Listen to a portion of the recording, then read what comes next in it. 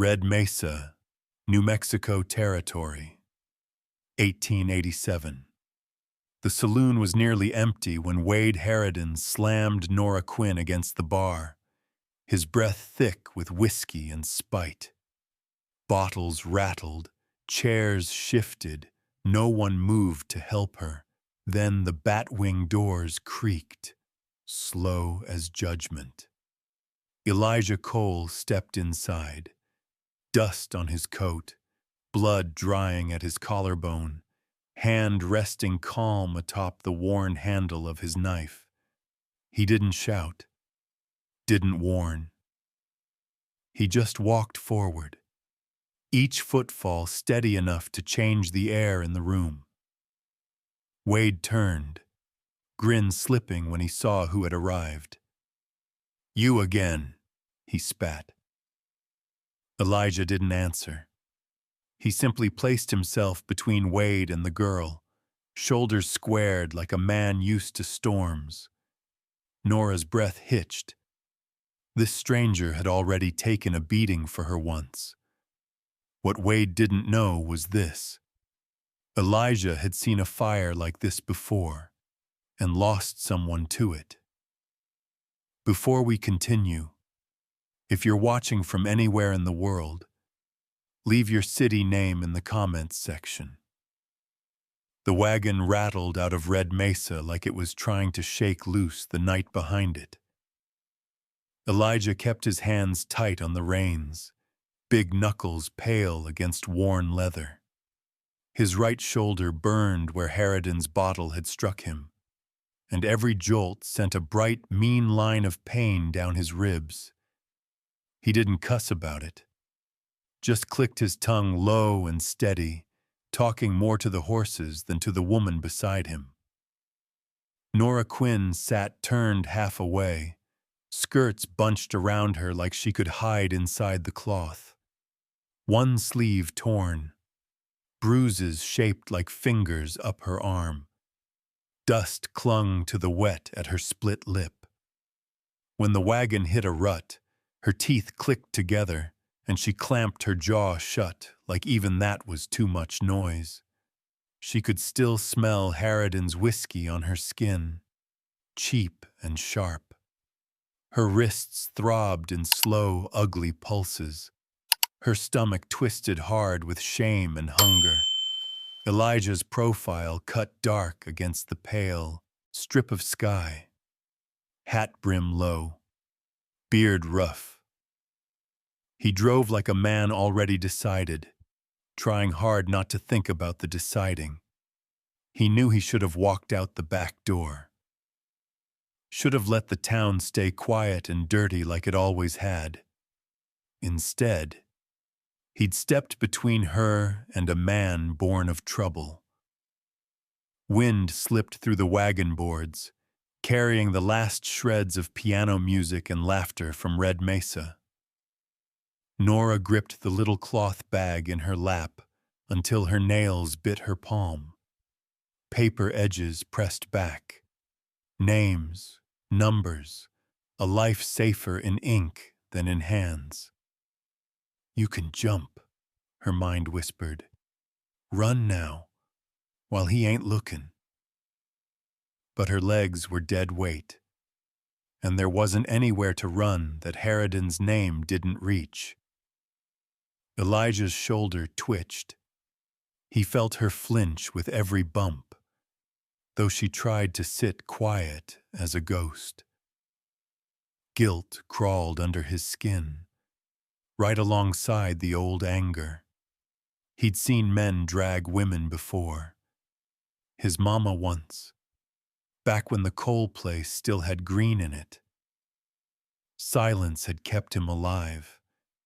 It had also kept his daddy swinging from a cottonwood branch till morning. He swallowed at the memory. "You ain't him, not tonight. Not this time."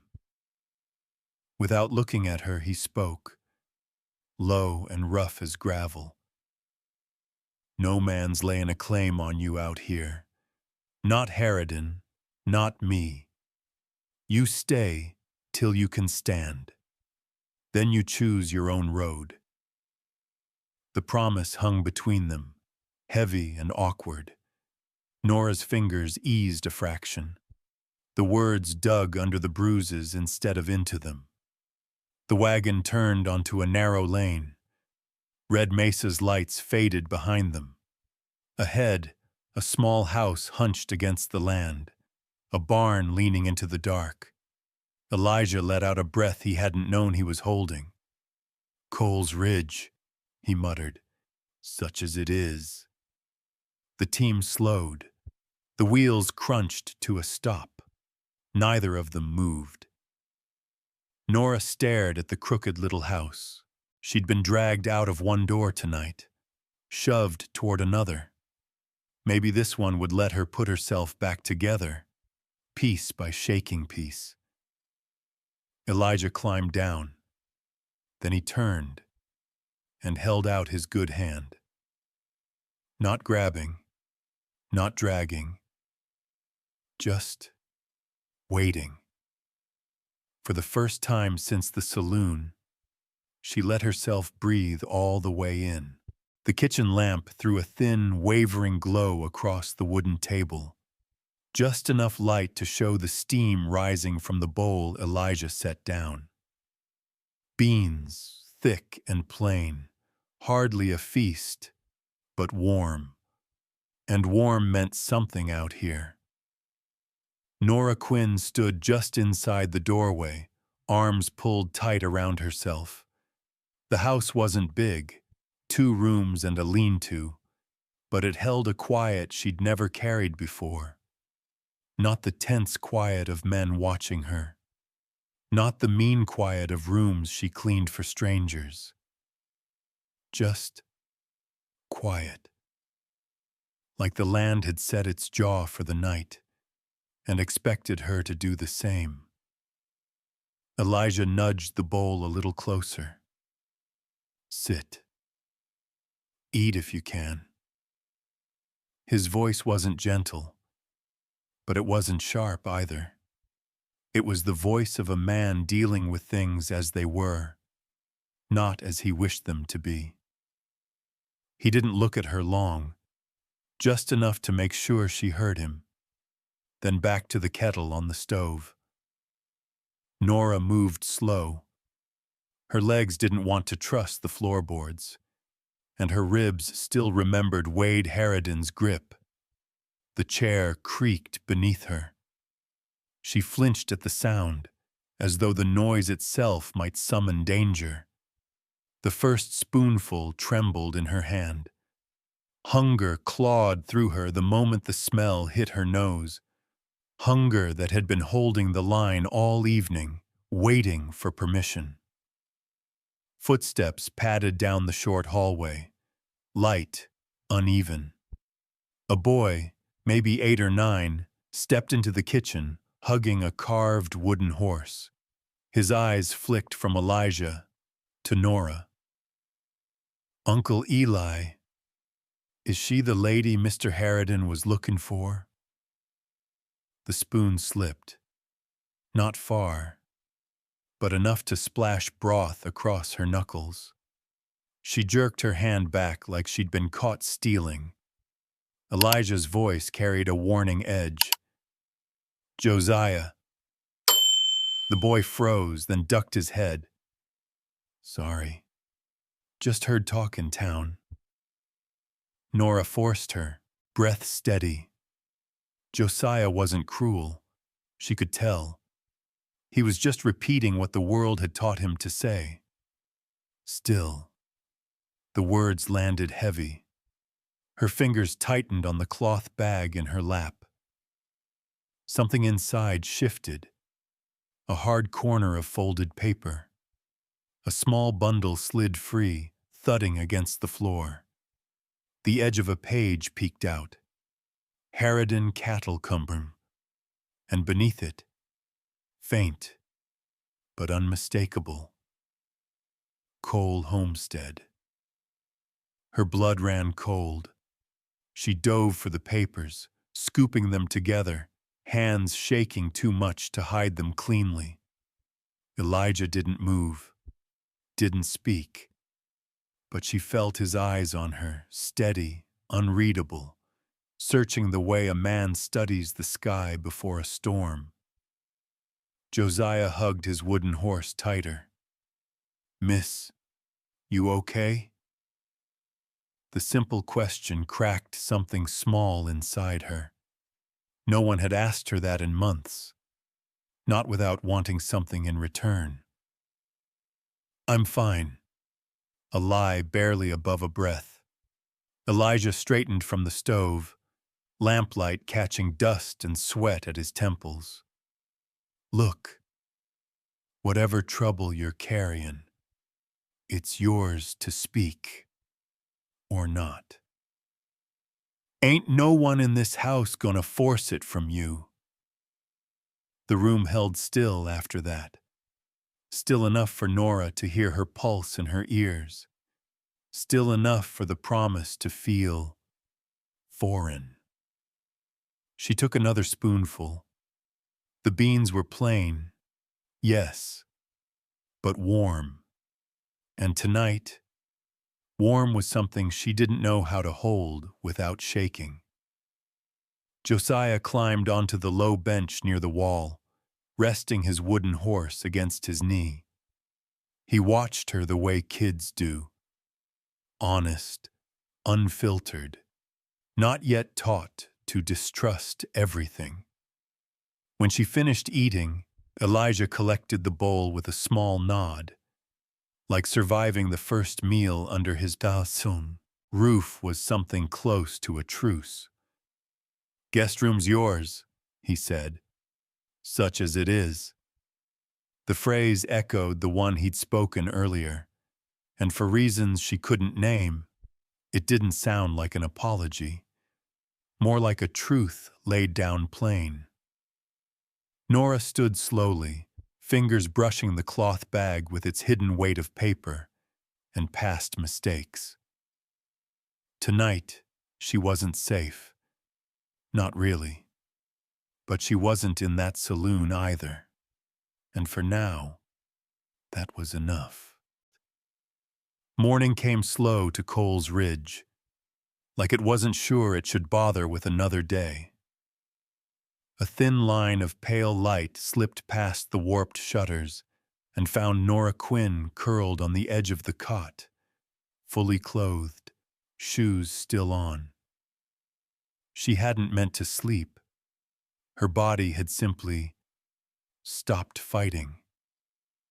Her ribs ached in quiet pulses, every breath a reminder of Wade Harridan's hands, squeezing like he was testing the worth of a mule. Even here, as safe as a place could be in this part of the world, her body kept bracing for another strike. Elijah's boots thumped across the yard outside. Steady rhythm. No hurry. No hiding. She envied that. She pushed herself upright, palms sweating despite the cold. The little cloth bag sat beside her, folded papers tucked deep. She rested a hand over it, feeling the sharp press of edges through the fabric. A truth she wasn't ready to face. A truth that could burn every bridge in Red Mesa, including this one. A soft knock grazed the doorframe. Elijah's voice came low, careful not to startle. "We're heading into town. Need supplies. You need shoes." Nora swallowed. Shoes meant walking. Walking meant facing Red Mesa again. And Red Mesa meant eyes, hungry, knowing, cruel. Still, she stepped out. Josiah waited near the wagon, clutching his wooden horse like it held a secret of its own. He gave her a small, tentative smile. "Morning, Miss Nora." She nodded back, not trusting her voice. Elijah didn't say much as she climbed into the wagon. He didn't offer a hand. But he didn't turn away from her struggle either. He just waited until she settled, then flicked the reins. The road unfurled ahead in long, dusty stretches. She tried not to look back at the ranch, afraid she'd beg to stay if she did. But the closer they came to town, the tighter her throat closed. Red Mesa had a way of shrinking a person, of reminding them what place the world held for them, and what places it didn't. When the first roofs appeared, her breathing hitched.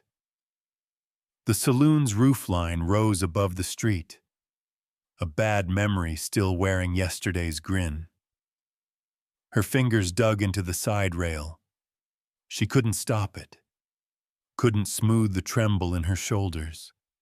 Shame rode up her spine and settled heavy between her collarbones. Elijah glanced once, just once. A short cut of the eyes, more instinct than curiosity. Then, without a word, he tugged the reins and guided the wagon away from the main road. The horses turned down a narrow side track, skirting behind the saloon. Old crates, empty barrels, a broken trough. The back lot where drunks crawled out at dawn. It wasn't a kinder view, but it was one without faces. Nora closed her eyes. He didn't ask if she wanted the detour. Didn't make her say she was scared. He just chose the quiet way through. Her voice slipped out before she could stop it. You didn't have to go around. Elijah kept his gaze forward. Didn't figure you needed to see that door again. Simple words. Not soft. Not sentimental. Just true. Nora's fingers eased from the rail. The wagon jolted over a rut. But she didn't flinch quite as hard this time. They passed the saloon unseen, past the doorway where her night had cracked open. And for the first time since yesterday, her breath came all the way down to the bottom of her lungs. Behind her, Cole's Ridge was still waiting. Ahead, Red Mesa offered nothing but trouble. But in that small turn of the wagon, quiet, deliberate, she felt the faintest shift inside herself, not safety, not yet. Not time was 500, but the first thread of something like it. Something that might hold if she didn't pull too hard. Sloan's General Store sat near the east end of Red Mesa, a squat building with dusty windows and a porch that had heard more gossip than prayer. As Elijah tied off the horses, Nora stayed seated in the wagon, fingers locked around the fraying strap of her bow. She could feel eyes on her even before she stepped down. Not real eyes, memory eyes. The kind that judge a woman long after she's left the room. Won't take long, Elijah said. He didn't offer a hand this time. Maybe he'd learned she flinched too easy. Maybe he already knew men offering help often wanted something back. Either way, she was grateful. Inside, the store smelled of old flour and kerosene. A couple of ranch hands stood by the seed barrels, chewing tobacco slow, following Elijah with their eyes. Nora stayed close to the shelves near the door, half hidden behind a stack of faded tins. Elijah gathered what he needed: flour, salt, lamp oil. His movements were quiet, efficient, the way of a man who knew speaking too loud in the wrong room could cost more than money. He set the goods on the counter. Sloan waddled over, wiping his hands on an apron that only made the dirt stand out more. He looked at Elijah the way some men look at a broken tool, annoyed at its presence, angry at its persistence. "We're not taking your money today," Sloan said. Elijah didn't blink, didn't sigh. "The list's the same as always." "I said we're not taking it." Nora's stomach tightened. A thin ringing crawled into her ears. She knew this tone, knew the petty cruelty in it. Elijah reached slowly into his coat and set down a folded bill. "Money's clean," Sloan snorted. "My wife says we don't want coin that's been in your hands. Don't matter how it's earned." The ranch hands pretended not to listen. But they leaned a little closer. Elijah's jaw worked once, then stilled. He didn't raise his voice, didn't push the money back. He simply said, "Sweat's the same color on every man." It wasn't anger in his tone. It wasn't hope. Just truth. Plain and heavy, like a stone set gently on a table. Sloan shoved the flour and oil back toward him. "Take it back. Store's closed to you." Nora felt heat crawl up her throat. Shame. Yes. But not hers. His. For the first time, it wasn't fear filling her chest.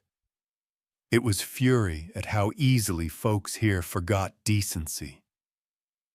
The door creaked open behind them. Deputy Frank Briggs stepped inside, hat low, dust clinging to his coat. He wasn't a cruel man, but he wasn't a brave one either. His eyes landed on Nora and softened before shifting uneasily to Elijah. "Got business," he muttered, lifting a folded paper. "Nora Quinn, I got your debt ledger from the boarding house." Her breath caught. The ringing sharpened. Briggs cleared his throat. "Debt's overdue. With interest and fees, it's a sizable sum." Sloan crossed his arms, pleased to have another weight to drop on them. Nora stared at the paper, at her name, at the number she already knew would be wrong. Elijah stepped half a pace forward, not shielding her, just close enough she could feel he was there. No words, no promises, just presence. Sometimes, that was more than kindness. Sometimes it was the only thing that kept a person standing. Briggs didn't hand the paper over right away. He held it like a man holding a rattler by the tail, knowing sooner or later it was going to turn on him. His eyes flicked from Elijah to Nora, then back to the floor, as if he wished the planks would swallow him. Nora forced her legs to move toward him. Each step felt like walking with two different weights. Fear dragging her backward, pride pushing her forward. Her fingers trembled when she reached for the paper, and she prayed no one saw it. But Sloan did. Of course he did. His smirk curled like spoiled milk left in the sun. Briggs cleared his throat. "This here's the updated debt account, Miss Quinn. Fees, interest, room damages, plus the overdue markup." Nora unfolded the sheet. The breath left her body. The number on the top line wasn't a debt. It was a sentence. Her vision blurred at the edges, not with tears. She was past tears, but with sick disbelief. She'd lived around Harridan long enough to know he played dirty. But this was surgery done with a butcher's knife. Someone had added whole columns that never existed, invented costs. Late fees stacked like bricks, administrative charges doubled overnight, and scrawled along the bottom, mandatory labor service in case of failure to pay.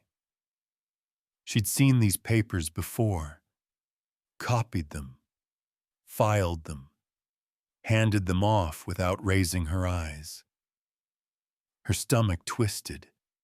She had been part of this machine once, quietly moving ink across paper, while men like Wade and his father decided who sank and who crawled.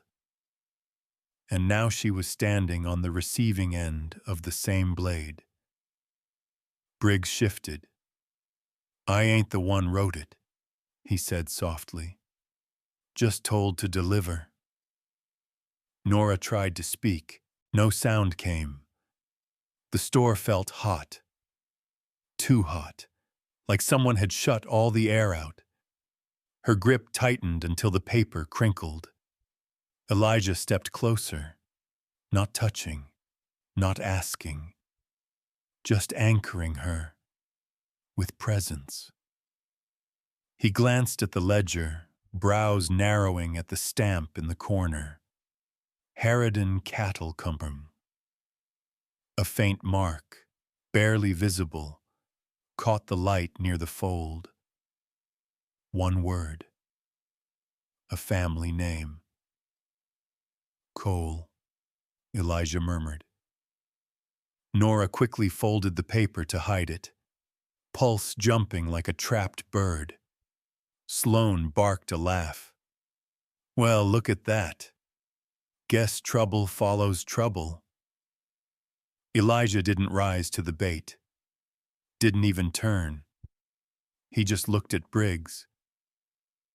"This ain't the debt she started with." Briggs hesitated. "No, it ain't." "You know it ain't," Elijah added, voice low, steady as old timber. "You got eyes." Briggs swallowed. His throat bobbed like he'd been caught holding something sharp. "Orders came from Harridan's office, Eli. I don't get to pick what numbers they ink." Nora felt the words hit harder than the number itself. The numbers weren't mistakes. They were chains. Heavy, deliberate, meant to drag her to the labor auction block. Just like dozens she'd watched fall while she kept her head down and wrote the next line. Elijah's jaw tightened. He looked at Sloan. "Take my money for the flour." "We're done here," Sloan snapped. "You're done here." Nora flinched at the finality. That tone, that casual dismissal. It was the same tone Wade used when he told a woman she wasn't worth the bottle he bought. Elijah didn't argue. He simply gathered the goods off the counter and returned them to their shelves. Careful, precise, refusing to give Sloan the satisfaction of disorder. When he spoke again, it was to Nora. "Let's go." Briggs stepped aside. His hat dipped just enough to show shame, but not enough to show courage. Outside, sunlight stabbed at Nora's eyes. The world felt too bright, too loud. Elijah didn't look at her until they reached the wagon. When he finally did, his stare wasn't pity. It wasn't anger. It was something heavier. Recognition. Recognition the way people who've been pressed under the same boot understand each other. "Get in," he said. The ride out of town was quiet. The wheels bumped over ruts, each jolt echoing up her spine. She couldn't stop staring at the paper crushed in her hand. Her knuckles white, Wade's bruising still dark on her wrist. Halfway down the ridge road, Elijah reined the horses aside into the shade of a lone cottonwood. Dust settled slow around them. He spoke without turning. What they wrote on that paper, it ain't law. It's a trap. Nora looked at him. His shoulders broad, yet tense not from fear of Harridan, but fear of repeating something old. I got money put aside, he said. Winter fund. Enough to pay that debt out. Nora's pulse jumped. Elijah, he raised a hand.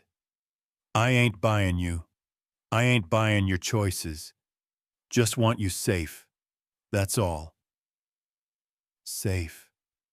Such a simple word, but it cut deep.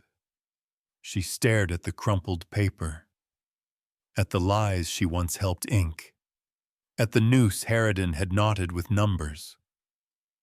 Elijah's voice softened, rough at the edges. Time 3:50. You don't owe Red Mesa the truth. You don't owe him your pride. Let me take care of this quiet. Quiet. That was the word that broke something inside her. The ledger in her bag felt heavier than stone. Her mother's warning whispered faint in her mind. Don't let rich men decide your truth for you. Nora swallowed. Her throat burned. She wasn't ready to answer him. Not yet. Not with her voice shaking. Not with guilt curling around her ribs. Elijah didn't press. He just clicked the reins and guided the horses onward. Slow, steady, offering her time. Dust rose behind them like a road trying to erase itself, and ahead, the ridge waited. Dry, stubborn, honest in its barrenness. Nora kept her gaze on the horizon. She didn't speak, but something fragile in her chest. Something small, buried deep, shifted for the first time. Not hope, not yet, but the beginning of refusal. The night had settled heavy over Cole's Ridge by the time Elijah stepped out onto the porch. The boards complained under his weight. Old wood, old ranch, old ghosts still walking its edges. He lowered himself onto the top step, elbows resting on his knees. The day had left his muscles sore, but it was the kind of soreness a man could live with. It was the weight behind his ribs he'd never learned to put down. He rolled the iron horseshoe pendant between his fingers, smooth on one side, rough on the other, like two halves of his life pressed into metal. The cold bit gently at his skin. Behind him, the lantern flickered. Josiah slept deep inside, the way only children who've outrun storms can sleep.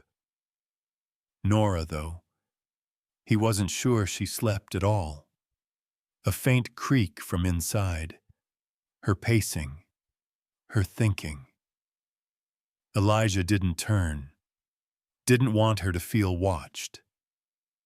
The woman had spent enough of her life being looked at by men who meant harm. He dragged in a breath, slow, shaky. The words rose before he realized they were coming. Fire's got a sound to it, he murmured. A hungry one. Don't matter how old you get. It stays in your ears. He hadn't meant to speak, but once the first line crossed his lips, the next followed like a horse finding its trail home. I was 17. Thought I was grown. thought I knew what a man was. The cicadas answered for him. I remember the dry creek bed behind our house. Barely came up to my waist. I used to play there. Josiah's age. Built tiny forts out of sticks. Pretend it was my own little kingdom. A humorless breath escaped him. A laugh with broken wings. That night, it weren't no kingdom. His fingers closed around the pendant. I heard the horses first, not ours. Harridan stock. Recognized their tack by sound. They came through the dark like a storm you can't reason with. His throat tightened, memory closing its teeth around him. Pa told me to run. I argued, told him I wasn't a kid. But he pushed me, hard, toward that creek bed. Said, boy, you stay here. You die here. The last word cracked in his mouth. His breath wavered. Not crying, but something close. The fire started fast, too fast to be accident. Saw shadows moving through it. Saw Pa swing his rifle at the first man through the door. Heard someone shout about settling accounts and making an example. I recognized the voices. Inside the house, a floorboard groaned softly. Nora, listening. I had Pa's old pistol with me. He lifted the pendant, letting moonlight catch the metal. Could have run up that bank. Could have taken a shot. Maybe bought him a second. Maybe enough for both of us to run. The breeze that passed was cool, but not kind. But I froze. Whole body gone numb. All I could think was, they see a black boy with a gun. They hang him before dawn. That fear, it swallowed everything else. Pa screamed my name once. Just once, then. Nothing. Silence pressed in. Not peaceful, but the silence of a wound that never closed. Elijah leaned forward, forehead on his knuckles. Found what was left come morning.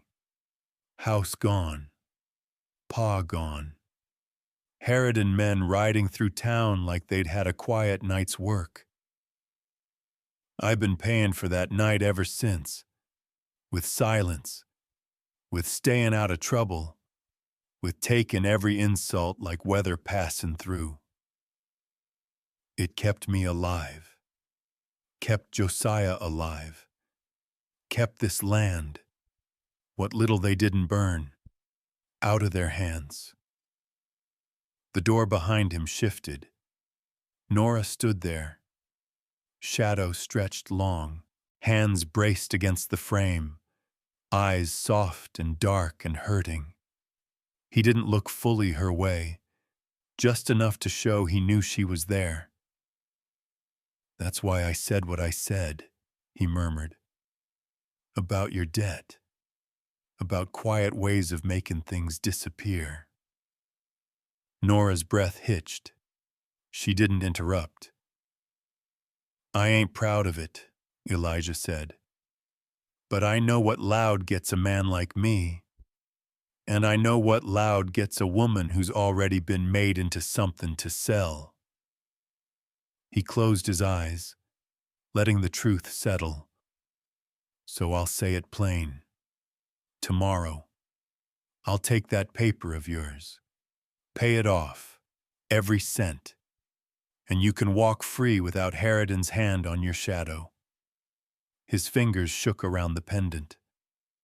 Only thing I ask is you let it end quiet. No trouble, no crowds, no looking back. The porch stilled. Nora stepped forward into the lantern glow, eyes shining with something fierce. Not tears, something sharper. She met his gaze. Elijah. Quiet is what men like Harridan feed on. His breath stalled. Her hand pressed the frame for strength. I lived quiet, she whispered. My mother died quiet, and I wrote numbers for quiet men who profited off that silence. I can't go back into the dark that way. The wind carried her words across the ridge like a truth finally spoken aloud. Elijah's jaw clenched. Not in anger, but in fear meeting courage and not knowing how to stand with it. Nora didn't step closer, didn't raise her voice. She simply let her truth sit beside his. And somewhere between them, between the creek bed of his past and the ledger pages of hers, something old cracked open. Not healed, not yet, but cracked far, enough for light to consider entering. Nora didn't sleep. Not for a breath, not for a heartbeat. The house went quiet behind Elijah's last words, but quiet didn't mean rest. Quiet was just a different kind of noise, one that climbed into her chest and sat there like sharpened stone. She closed the door softly, though she didn't know why she bothered. A woman could move like a whisper and still feel as loud as a scream inside her own skin. The small room Elijah had given her held little more than a cot, a wool blanket, and a wash basin. Yet tonight it felt too full, too close, like her past was crowding every corner. Her hands shook as she set her battered satchel on the cot. She unbuckled it slowly, as if each strap might bite. When she opened it, the first thing she saw was the small tin box, dented, scratched, ugly to most eyes. To her, it was the last honest thing she owned. She lifted it with both hands and sat on the edge of the cot. Moonlight crept through the lone window, faint enough to soften, not enough to hide. The box clicked open. Inside lay a scrap of blue ribbon, 2 folded pages torn from an old ledger, and a note worn soft by her fingertips. She unfolded the note first. Her mother's handwriting, thin, almost tidy, looked like it had been written by someone trying very hard not to shake. Don't let rich men write your truths for you. Don't let them tell you what your voice is worth. Nora pressed the paper against her knee, breath trembling. She remembered that night, candle burning low, house too cold, pantry too empty. Remembered her mother's eyes glassing, she said, "Quiet keeps you fed, Nora. Quiet keeps you out of trouble."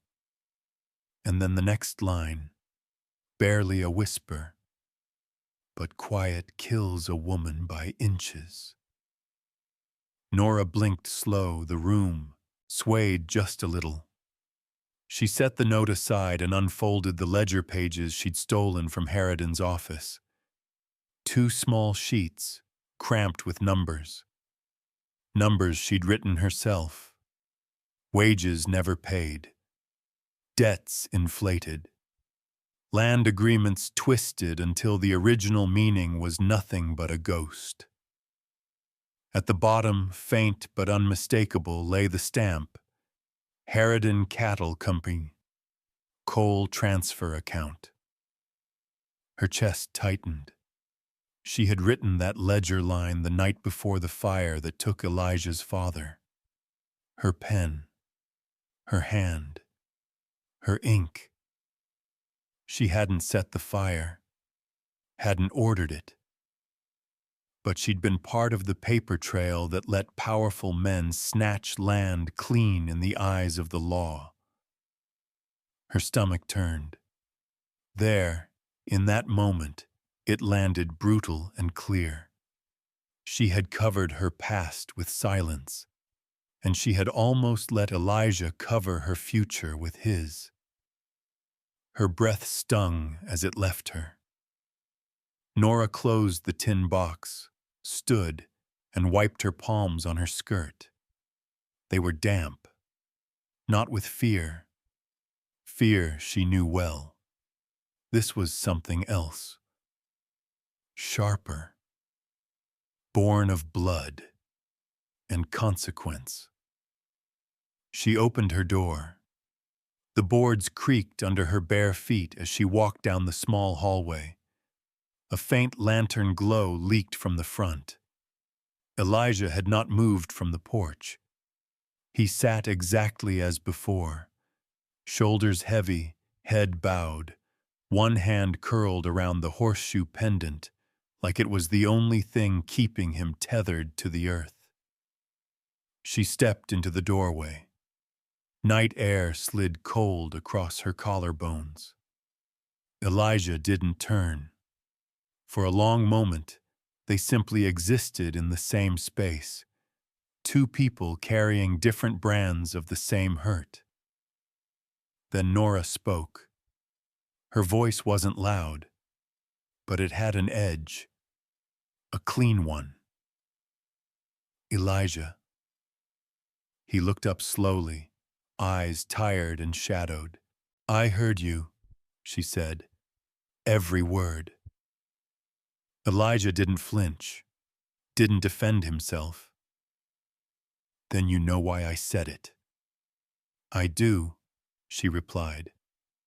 And that's why I'm out here. She stepped closer, lantern light catching the faint bruise at her jaw.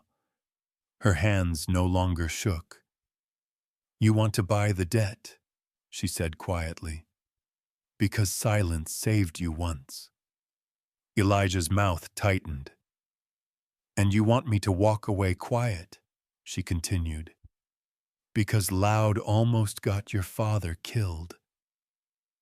He exhaled through his nose, slow, rough, but Nora's voice only grew steadier. But Elijah, your silence didn't save him. It saved their story. He looked away, just for a heartbeat. Pain shifted under his ribs like an animal waking. Nora drew a breath, reached into her skirt pocket, and pulled out a ledger page. She didn't hand it to him, just held it where he could see the ink and the stamp. This is what quiet buys, she whispered. It buys men like Harridan more time, more land, more rope for other people's necks. Elijah's jaw set like stone. Nora's breath steadied. You can buy that debt, she said, every cent of it. You can free my body from Red Mesa. But you will not. Her voice deepened, rooted. You will not buy my voice. Her next words dropped like iron between them. You can't buy my voice. Elijah's eyes lifted to hers. Something in them shifted, not pride, not anger. Something closer to fear of losing a truth he hadn't known he needed. Nora went on, softer, but no less firm. I am done being accounted for in other men's margins. Done having my worth tallied and stamped. I won't let Harridan do it, and I won't let you do it, even if you mean well. The wind tugged lightly at her hair. A lantern hissed somewhere behind them. Elijah didn't reach for her, didn't offer comfort. He just stared at the ledger page as if a snake were coiled in her palm. "It'll get you killed," he murmured. "It might," she said, "but quiet will kill me slower." Her shoulders rose and fell with a breath that sounded like a woman choosing her fate instead of being handed one. For a long stretch of night, they said nothing.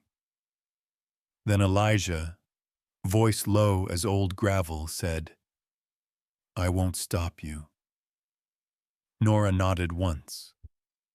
"But," he added, "I won't walk away from you either." She looked at him, surprised. He stood, slow, stiff, like the truth had aged him, but steady. "What comes next?" he said. "We face it clear-eyed." Nora folded the ledger page with care and slipped it back into her pocket.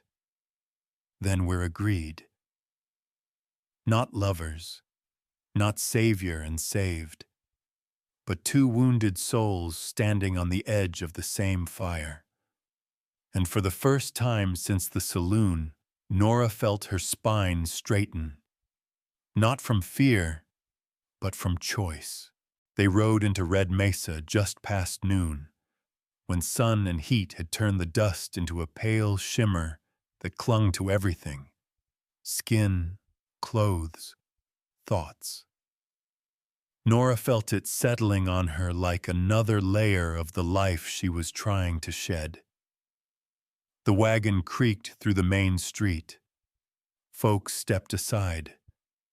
Not out of kindness, but out of habit born from years of giving space to a black rancher who refused to bow his head, and a woman whose name had started showing up in whispers. Those whispers followed them now. "That her?" "Heard Harridan doubled the price." "Tripled it. Said she stole from his office." "Pretty thing like that.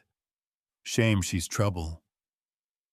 Nora kept her gaze on the wooden planks beneath the wagon, but every word felt like pebbles thrown at an open wound. Her hands clasped in her lap, pale knuckles, but not trembling. Not today. Elijah sat beside her, quiet as ever. One hand on the reins, the other resting loose near his thigh. Not near his pistol, but not far either. A man prepared to shield, but not to silence. Josiah sat between them, smaller than the space around him. Wooden horse in his grip, its ears digging crescents into his palm. His eyes scanned the crowd, reading danger like some boys read comic papers. The noise grew thicker as they neared the square. A crowd had gathered. Too many for a Tuesday. Too many faces twisted with that sick mixture of boredom and hunger that comes when town folks expect a show. Elijah's shoulders went rigid. Nora felt it. The shift in him, the bracing. She looked up. On the makeshift platform stood Mrs. Pike, lace shawl draped like she was running a church picnic instead of a debt auction. Papers in one hand, Nora's papers, a small brass bell in the other. The bell chimed once. A cold weight slid down Nora's spine. Mrs. Pike smiled, the kind of smile that hides knives. "Ah, there she is, our little bookkeeper." Little. The word almost stole Nora's breath. Not from insult, but because something inside her had grown too large for it. Elijah reined the horses to a stop. "Nora," he murmured. She didn't look at him. Her eyes stayed fixed on the platform. "Let me go with you," he murmured. Nora shook her head, small but firm. I have to walk this part alone. Elijah didn't argue, and that quiet respect tightened something in her chest. She stepped down from the wagon, the boards hot beneath her boots. Each step toward the platform was a step into a past she wanted no more, and a future she wasn't sure of yet.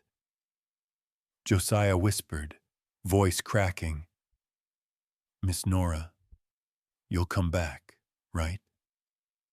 She paused, hand folding over his, wooden horse between their palms.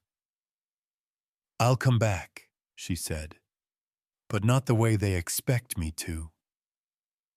When she reached the platform, Mrs. Pike lifted the bell again. "Ladies and gentlemen," she called, "we have a fine, able-bodied young woman today, literate, neat-handed, used to respectable work." Respectable. Nora nearly laughed. Men always called work respectable when it suited their pockets. Mrs. Pike held up the paper. "Starting bid is—" "Stop." Nora's voice wasn't loud, but it cut the square clean open. Mrs. Pike blinked. "Excuse me?" Nora stepped forward. The crowd murmured. Elijah tensed, his hand drifting just a hair closer to his holster. "I'm not for sale." Mrs. Pike's smile curdled. "My dear, that is not your decision. You owe—" "I know what I owe. I know every number. I wrote some of them myself." That stirred the crowd. Whispers snapped like dry twigs. Mrs. Pike lifted her chin. "Then you understand why this is happening. Debt must be repaid." Nora held out her hand. Mrs. Pike hesitated, then handed over the sheet, perhaps thinking it would shame her. Nora looked at the lies, at the twists, at the traps. Her breath steadied. "My work was used to hurt people." Mrs. Pike stiffened. "But I won't let it be used to hurt me." Nora raised the paper and crushed it in her fist. Gasps rippled through the square. Mrs. Pike sputtered, You cannot do that." "I just did." Every bruise, every whisper, every line of ink she'd ever written flared behind her ribs like flint. Then she said the sentence that would burn Red Mesa clean. "My name is not in your hands. I am not a commodity." Silence rolled over the square, heavy, stunned, waiting. Mrs. Pike trembled with rage. "Harridan will—" "I know what Harridan will do. I lived under his roof. I worked beside his ledger. I know exactly what kind of justice he writes." Nora reached into her pocket. Elijah saw it, his breath hitching.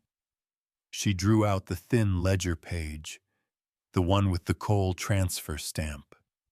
She didn't lift it high. She didn't need to. The crowd leaned forward as if pulled by string. "This," Nora said, "is the truth he fears." And for the first time since stepping onto the platform, she felt taller, not safe, not victorious, but unowned. For a breath, the whole square stilled. Like the heat, the dust, the muttering crowd had all been pinned in place. Nora stood on that platform with the crumpled debt paper in one fist and the folded ledger page hidden in the other. And for the first time in her life, she wasn't waiting for a man to speak first. Mrs. Pike found her voice before anyone else. "You're making a fool of yourself," she snapped. "Tearing a document doesn't erase what you owe." Nora didn't answer, not with words. She unfurled the debt paper, slowly, letting the crowd see the lies, the extra columns, the ink squeezed tight like it had something to hide. Then, in one clean, shaking breath, she tore it down the middle. The sound, thin, sharp, cracked across the square like a whip. Gasps erupted. Even Elijah made a sound. Something caught between awe and dread. Josiah clapped both hands over his mouth, eyes wide and wet. Mrs. Pike lunged forward. "You stupid girl!" But another voice rose above hers, a slurred, furious snarl. "That paper was all that kept you out of the ground." Wade Harridan shoved through the crowd like a bull that had tasted blood. Shirt half open, sweat and liquor shining at his collarbone. Boots thudding hard against the boards. Each step fueled not just by drink, but by fear. Real fear. "Get off that stage," he barked. "You think tearing that slip means anything? You think it makes you free?" Nora didn't move. Wade climbed the platform, breath rank, eyes swollen with rage. Folk stepped back, leaving him a wide ring of space, not in respect, but out of habit. He jabbed a finger toward her face. "I should have left you in that saloon. Should have let you learn what quiet buys." Nora's stomach twisted, but her feet held. Her voice came out steady, too steady. "You don't get to use that word anymore." "What word?" he snapped. "Quiet." Wade's jaw clenched. "You don't tell me what I—" Nora didn't let him finish. She lifted her other hand. The ledger glinted. A ripple moved through the crowd. Not a gasp this time. Something deeper. Recognition. Dread. Wade's face drained, then flushed red again. "You," his voice cracked. "You stole that." Nora shook her head. "No, I kept it." "Elijah!" Wade shouted over her shoulder, as if dragging the rancher into it could reset the scene. "Get your woman down from there. She doesn't know what she's doing." Elijah didn't move from the wagon, didn't answer. His expression was carved out of something older than fear, older than fury. Something like pride, battered, reluctant, but real. Nora opened the ledger page. Not high, not for drama. Just enough. Enough for the ink to face the square. Enough for the past to breathe. "This is the page your father tried to burn," she said. "The one that tied coal water to Harridan pockets." Wade lunged. Nora stepped back. Not far, but enough to make him stumble. Enough to show she wasn't prey anymore. "Elijah's father never signed the final transfer," she said. "So you wrote your own ending." A hush fell. Heavy, thick. Wade panted, hands curling like claws. "You watch that mouth." "Why?" Nora asked softly. "Afraid of the truth coming out? This town owes my family everything." "No. This town owes your father fear, not loyalty." A miner in the crowd shifted, dust still in his beard. She ain't lyin'. Harridan shorted me 2 months' pay. Mrs. Pike snapped, "Quiet!" But the word landed wrong, hollow, brittle. Someone near the back spoke louder. "My wife's cousin lost her land because of those numbers." Wade whipped around, eyes wild. "Shut your mouths, all of you!"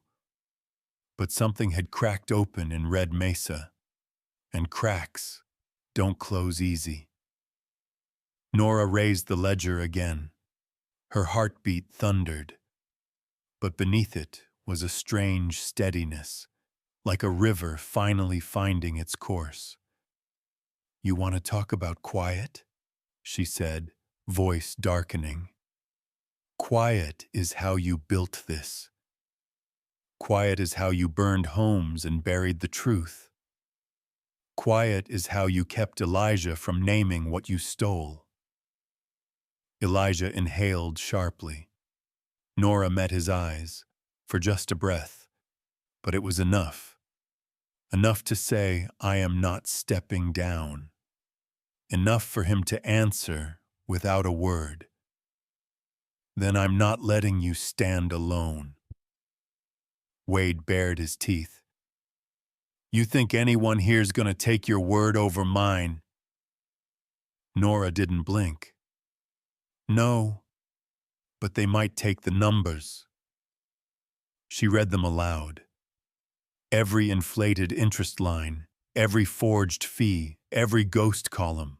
Not just her own debt. Debts tied to half the town. The crowd shifted. Faces darkened. Someone cursed under their breath. Wade's face twisted, veins pulsing at his neck. "You, shut up!" He lunged again. Elijah moved, not fast, not violent, just there, a wall between them. "Get out of my way!" Wade snarled. Elijah didn't raise his fists, didn't reach for his gun. He just said, quiet, deadly clear, "She ain't yours to silence." In that moment, the square understood. This wasn't a spectacle anymore. This was a reckoning. Wade shoved Elijah hard. Elijah absorbed it, feet grounding into the boards. Nora's breath hitched. She knew what men like Wade did when someone stood in their way. She'd seen it, lived under it. His hand dropped to his holster. Someone screamed. A woman pulled her child close. "You want loud?" Wade spat. "Fine. Let's make some noise." He yanked the gun free. The crowd froze. Nora's heart lurched. Her body burned cold. Elijah's breath caught. Too late to dodge. Too late to run. Wade's finger tightened, and the world held its breath. Nora whispered, "Not a plea, not a prayer. Oh, please, don't." Wade fired. The report split Red Mesa open. Elijah staggered. Blood bloomed at his shoulder, bright against dust. Josiah screamed, a raw, tearing sound, and the horses reared in their traces. Nora didn't think. She dropped to her knees beside Elijah, hands pressing hard to the wound, breath shuddering hot against his cheek. "Elijah, Elijah, stay with me." His eyelids fluttered. His breath came rough. Behind her, Wade raised the gun again, and the square, for the first time in years, shifted away from him. Not toward safety, but toward truth. Elijah didn't fall right away. For a heartbeat, he stood there swaying, as if his body refused to believe the bullet had laid claim to it. Then his knees buckled, and he dropped hard onto one side, boots scraping the dirt. Nora caught him before he hit the boards. The force of his weight knocked the breath from her chest, but she wrapped both arms around him anyway, hands already warm with the blood seeping through his shirt. Elijah. She felt the wound pulse once beneath her fingers, felt his breath tremble. Across the square, Wade Harridan laughed, a harsh, nervous bark. The laugh of a man who'd fired out of fear and didn't know how to stand still with what he'd done. "You see?" Wade shouted, swinging the gun wildly. "This is what happens when folks forget their place." Nora's heartbeat thrashed in her ears. Every instinct screamed, run, hide, disappear, but something deeper, older, heavier than fear, rooted her to the ground. Elijah tried to speak. His lips barely moved. "Nora, don't let them." She pressed a hand to his cheek. "Save your breath." But he shook his head.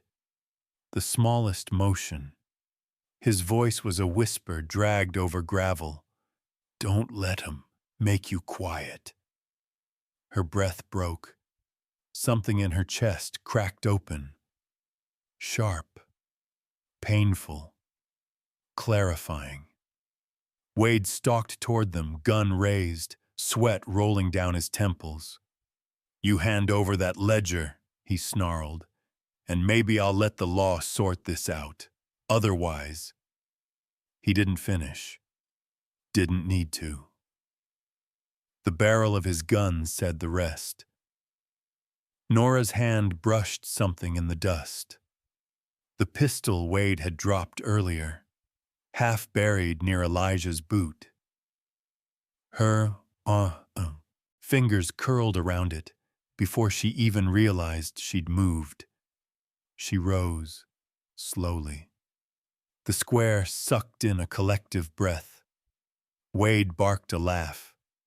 "Girl, you ain't got it in you. You've never had it in you." Nora lifted the pistol. Her hands trembled, but her eyes didn't.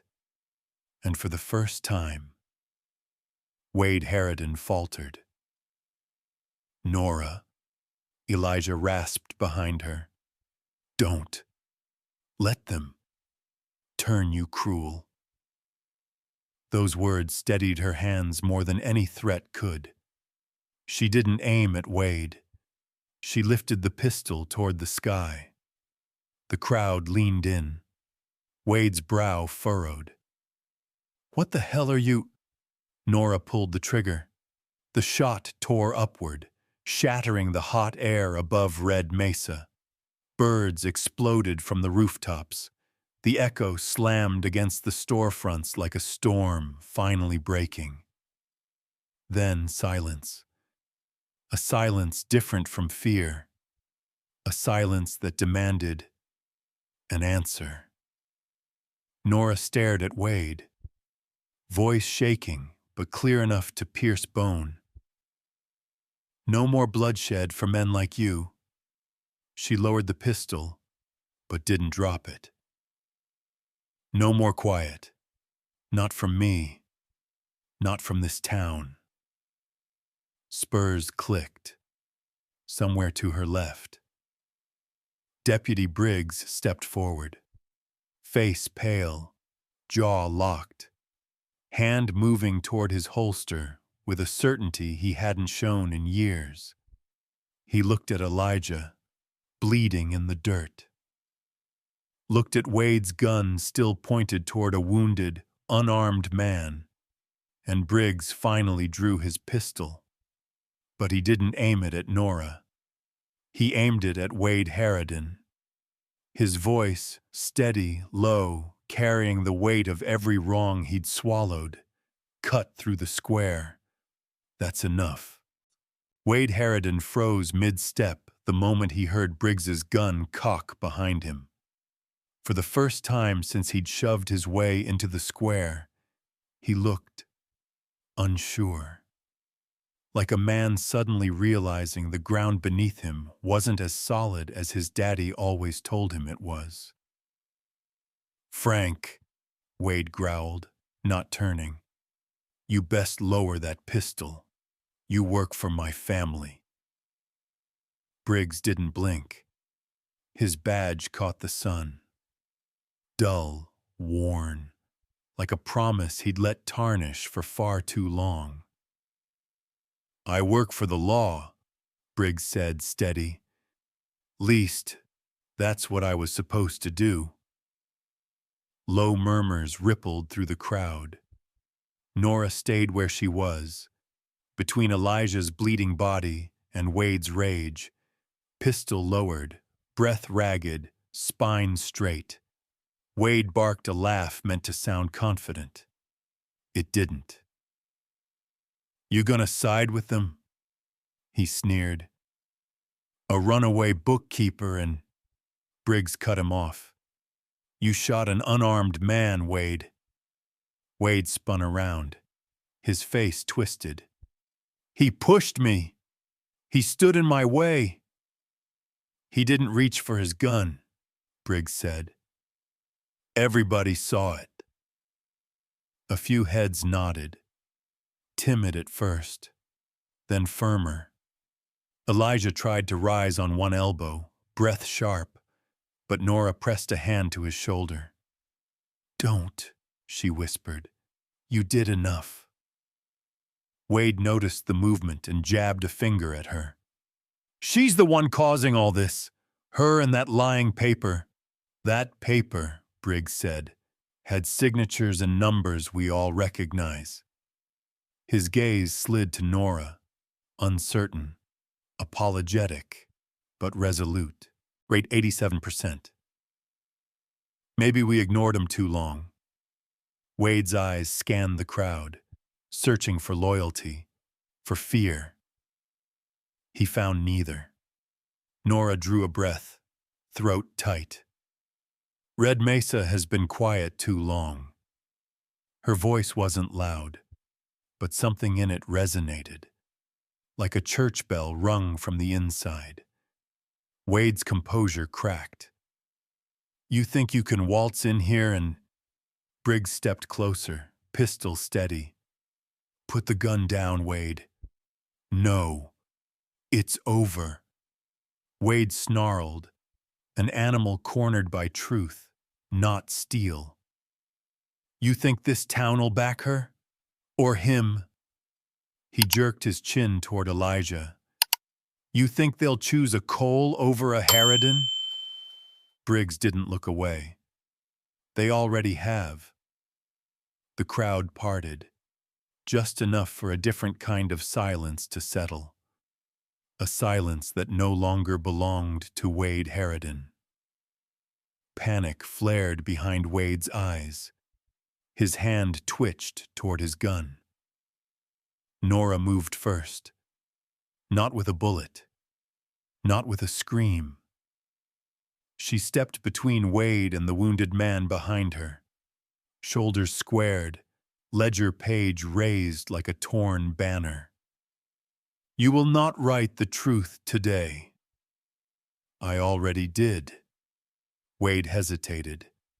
The hesitation of a man realizing his last weapon, fear, had finally slipped through his fingers. Briggs seized it. "One last time. Put it down." Wade swallowed. His arm lowered a fraction. Then a boy's voice, thin, trembling, cracked the moment. "Time 400 mams. Please don't hurt Uncle Eli." Josiah had slipped from the wagon, small frame shaking, wooden horse clenched tight. Wade paled. Nora whispered, "Josiah, go back." But Briggs stepped forward, blocking both child and rancher with one decisive motion. "That's enough." The finality in his voice landed like a gavel. Wade's shoulders sagged. The gun clattered to the boards. A long, collective exhale rolled through Red Mesa. Briggs holstered his pistol, turned to Nora and Elijah. His voice softened, just enough to be human again. I can't fix what's been done. He looked at Elijah, but I can damn well start doing my job. Nora's grip on the ledger eased. Elijah's eyes, clouded with pain, but clear in their gratitude, met hers. And for the first time since the saloon, they stood on the same side of a truth big enough to hold both their scars. They held the hearing in the old church at the north end of Red Mesa, its steeple leaning just a little, its windows clouded, its pews polished only by years of bodies shifting through sermons. It wasn't a courthouse, but it was the only place large enough for the truth to stand upright. Elijah sat in the front row, shoulder bound tight, face paler than he'd ever admit. Nora sat beside him, ledger pages stacked neat in her lap. Josiah clung to Elijah's good arm like a barn swallow gripping a beam in a storm. Deputy Briggs stood at the front. No flourish, no theatrics. Just a man with tired eyes and a badge he finally seemed ready to grow into. We're here, Briggs said, to set straight what's been twisted. The room murmured, not hostile this time, just restless. Like folks were finally waking from a long, uncomfortable sleep. Briggs read aloud the ledger entries Nora preserved. Missing wages, rewritten land rights, water allocations cut until the coal ranch was barely hanging on. And then the last line, signed the night before the fire, listing final measures to secure the spring by any means necessary. Some people looked away. Others stared at the floor, jaws clenched tight. When Briggs finished, he set the ledger down with a soft, heavy thud. This town has lived in the shadow of one family's lies for far too long. Mr. Halvers rose, beard like silver wire catching the lamplight. "'Bout damn time," he said. "Coal Spring belonged to Elijah's people long before Harridan ever rode into this valley." A low rumble followed, agreement rolling through the pews like distant thunder. Briggs turned to the front row. "Elijah Cole, this town recognizes your family's rightful claim to the spring and the land surrounding it." Elijah nodded once, jaw trembling for just the smallest fraction of a second. Briggs looked to Nora now. "Miss Nora Quinn, your testimony preserved the proof that made this possible." Dozens of eyes turned toward her. Praise never sat easy on her bones. But this wasn't praise. It was acknowledgement. Something she'd been denied for years. Something her mother never lived to see. Elijah reached with his good hand, gave her fingers a quiet, grounding squeeze. "You're not alone," more than a thank you. Briggs cleared his throat. "And in light of what's happened, this town is granting joint stewardship of the spring. It will be recorded as Cole Quinn Spring." Nora froze. Joint. Her name beside his. On land she once helped almost destroy. She looked at Elijah. He didn't smile, but the softness in his eyes said he agreed. Not from debt, not from sentiment, but because he believed she belonged in the truth she helped restore. After the hearing, folks drifted out in uneven knots, shame, hope, and something like relief mixing in the doorway air. Elijah and Nora walked toward Cole's Ridge with Josiah between them, the sky cooling from gold to rose, the kind of evening that feels like the land finally exhaling. At the porch, Elijah paused. He reached for the iron horseshoe pendant hanging at his chest. The weight of it suddenly different. He slipped the cord free. Nora whispered, "Elijah, you don't have to." "I know," he said softly. He pressed the pendant into her hand. "This kept me alive. In the wrong way, maybe. But it kept me. Maybe now it can keep us honest." Josiah looked up, eyes wide. "We gonna put it over the door, Miss Nora?" She smiled, small, uneven, but real. "Yes," she whispered, "we are." Together, they stepped into the doorway. Nora lifted the horseshoe. Elijah steadied her with his good hand. Josiah held the nail like it was treasure. One tap of the hammer, then another. Then the iron settled, solid and simple, above a home broken and rebuilt in the space of a few long, hard days. Nora stepped back beside Elijah.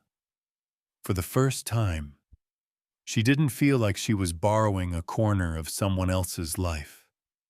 She felt like she had one of her own.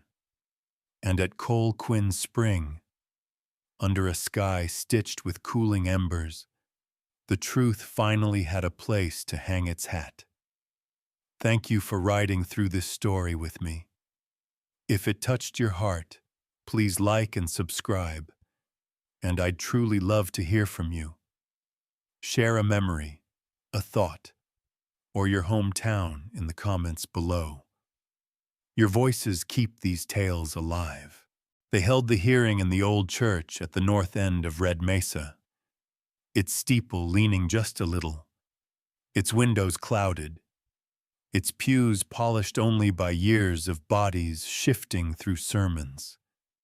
It wasn't a courthouse, but it was the only place large enough for the truth to stand upright. Elijah sat in the front row, shoulder bound tight, face paler than he'd ever admit. Nora sat beside him, ledger pages stacked neat in her lap. Josiah clung to Elijah's good arm like a barn swallow gripping a beam in a storm. Deputy Briggs stood at the front. No flourish, no theatrics.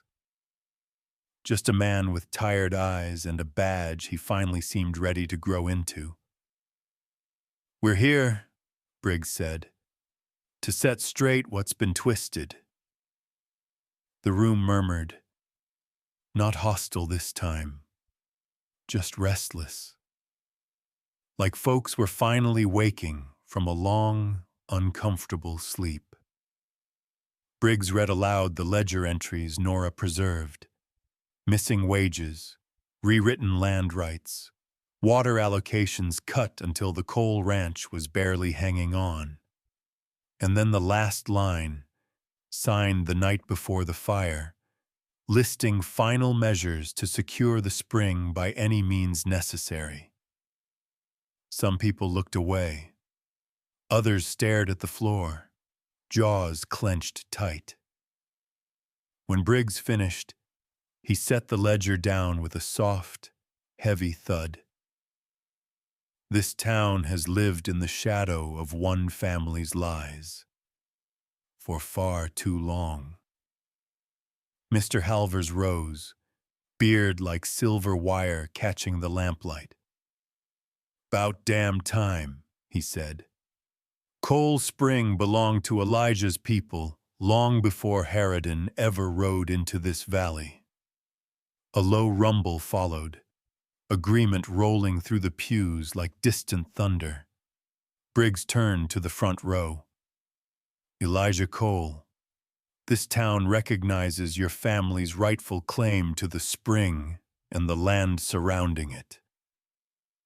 Elijah nodded once, jaw trembling for just the smallest fraction of a second. Briggs looked to Nora now. Miss Nora Quinn, your testimony preserved the proof that made this possible. Dozens of eyes turned toward her. Praise never sat easy on her bones. But this wasn't praise. It was acknowledgement. Something she'd been denied for years. Something her mother never lived to see. Elijah reached with his good hand, gave her fingers a quiet, grounding squeeze. You're not alone.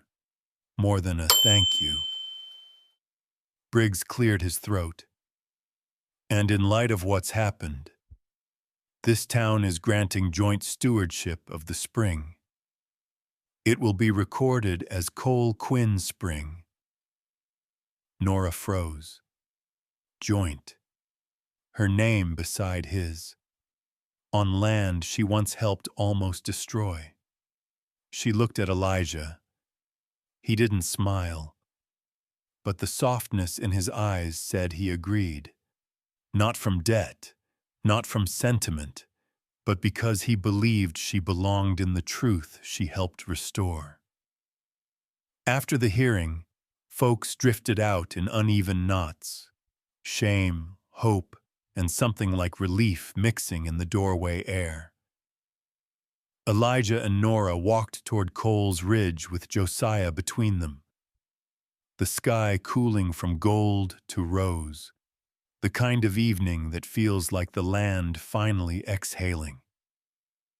At the porch, Elijah paused. He reached for the iron horseshoe pendant hanging at his chest. The weight of it suddenly different. He slipped the cord free. Nora whispered, "Elijah, you don't have to." "I know," he said softly.